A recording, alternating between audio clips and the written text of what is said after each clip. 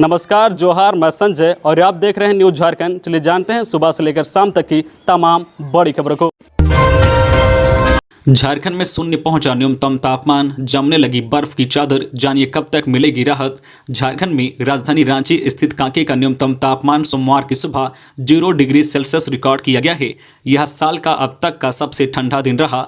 0 degree Celsius न्यूनतम तापमान होने के कारण कांके क्षेत्र में कई जगहों पर बर्फ की चादर देखने को मिली। इसके साथ ही अधिकतम तापमान में भी 3 डिग्री की कमी दर्ज की गई है। रविवार को जहां अधिकतम तापमान 19.3 डिग्री सेल्सियस रिकॉर्ड किया गया था, वहीं सोमवार को 17.5 डिग्री सेल्सियस तापमान रिकॉर्ड किया गया है। वहीं रांची का न्यूनतम तापमान सोमवार की रात को 10 डिग्री सेल्सियस रहा, जबकि जमशेदपुर का न्यूनतम तापमान 10 डिग्री सेल्सियस, डाल्टनगंज का न्यूनतम तापमान 4.1 डिग्री सेल्सियस, बोकारो का न्यूनतम तापमान 7.1 डिग्री सेल्सियस, चाईबासा का न्यूनतम तापमान 8.2 डिग्री सेल्सियस रिकॉर्ड किया गया है। मौसम वैज्ञानिक अभिषेक आनंद ने बताया है कि 15 जनवरी तक न्यूनतम तापमान में और भी गिरावट आएगी। 15 जनवरी के बाद न्यूनतम तापमान में बढ़ोतरी होगी। इसके बाद ही राज्यवासियों को ठंड से राहत मिल सकती है।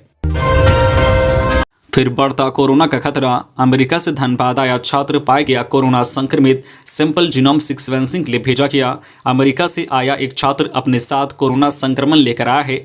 छात्र के सैंपल को जीनोम सीक्वेंसिंग के लिए भेजा गया है। उसके साथ दूसरे छात्र की रिपोर्ट नेगेटिव आई है। धनबाद के आईएसएम में यह मामला सामने आया है, जिससे छात्र और शिक्षक भी परेशान हैं। अगर यह संक्रमण का नया वेरिएंट हुआ तो यह खतरनाक साबित हो सकता है। कोरोना संक्रमित छात्र अमेरिका के शिकागो से आया है। इस मामले पर जिला सर्विलांस पदाधिकारी डॉक्टर राजकुमार सिंह ने कहा है कि एक छात्र जो शिकागो से आया था वह कोविड पॉजिटिव पाया गया है। आगे की जांच के लिए उसके सैंपल को जीनोम सीक्वेंसिंग के लिए भेजा जाएगा। उसे अलग से रखा गया है। वह राजधानी एक्सप्रेस से धनबाद पहुंचा था।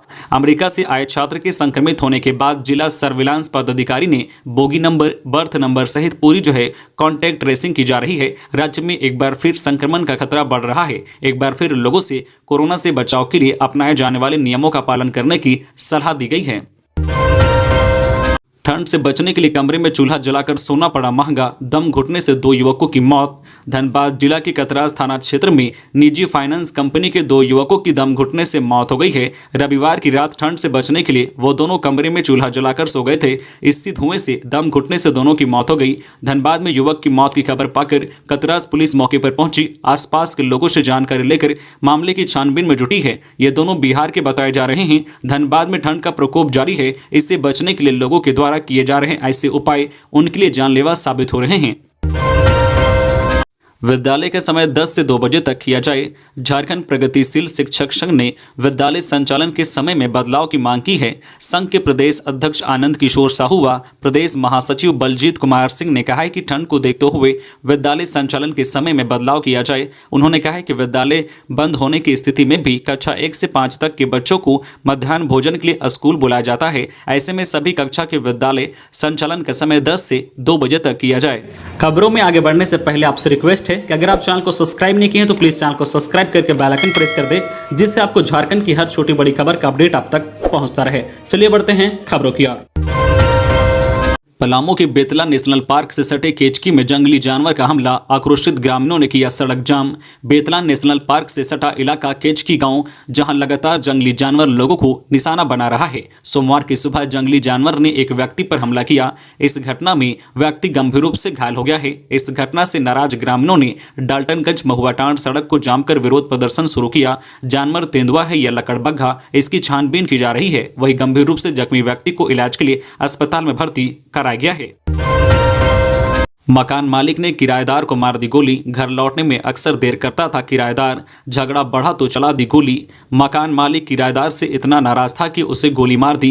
किराएदार को घर लौटने में देरी होती थी। इस बात को लेकर कई बार मकान मालिक और किराएदार को लेकर विवाद होता था। इस बार जब किराएदार को घर लौटने में देरी हुई तो मकान मालिक ने गोली मार दी। किराएदार को गंभीर हालत में अस्पताल में भर्ती कराया गया है, जहाँ उसकी हालत खतरे से बाहर बताई जा रही है। घटना राजधानी रांची के एयरपोर्ट थाना क्षेत्र की है। आरोपी राजेश तिवारी को पुलिस ने हिरासत में ले लिया है।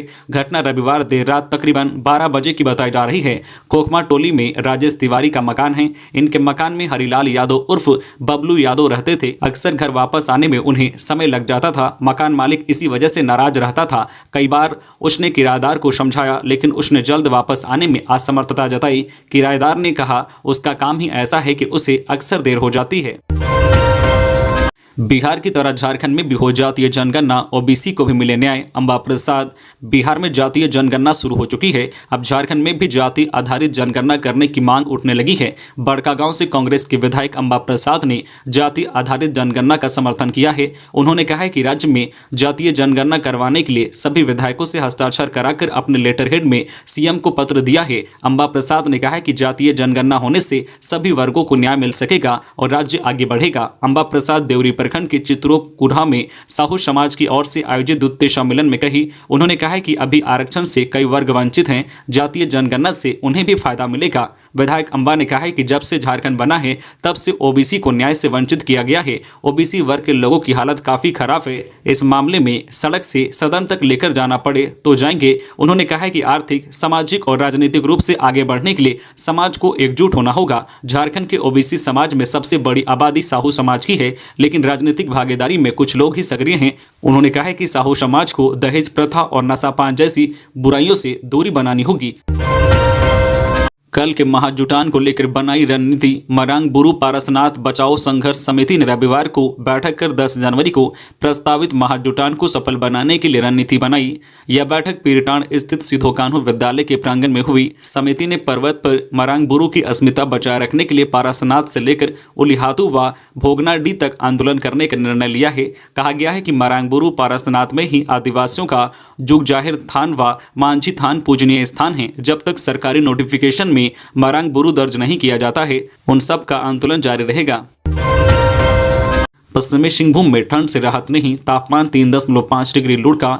पश्चिमी सिंहभूम में पिछले कई दिनों से ठंड बढ़ गई है। सोमवार का दिन सबसे अधिक ठंडा रहा, 3.5 डिग्री तापमान पहुंच गया है। पिछले 5 साल का रिकॉर्ड तोड़ने का अनुमान लगाया जा रहा है। गोवा में तापमान 2 डिग्री तक पहुंच गया है। इसी तरह किरीबुरु, जगन्नाथपुर, नोवामुंडी, मंझगांव, बंदगांव, मनोहरपुर क्षेत्र में भी ठंड बढ़ गई है। यहाँ के लोग ठंड से परेशान हैं। जिला प्रशासन की ओर से प्रत्येक साल चौक चौराहों पर अलाव की व्यवस्था की जाती थी, लेकिन इस बार अलाव की व्यवस्था नहीं की गई है। हालांकि चाईबासा रेन बसेरा में बेघर लोगों का बसेरा बनाया गया है। कई सामाजिक संगठन की ओर से कंबल का वितरण किया गया है।